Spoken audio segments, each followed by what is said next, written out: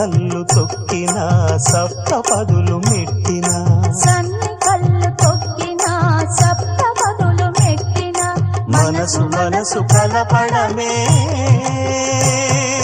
మంత్రం పరమార్థం.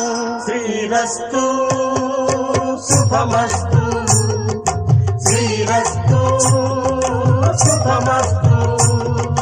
శ్రీకారం చుట్టుకుంది పెళ్లి పుస్తకం ఇక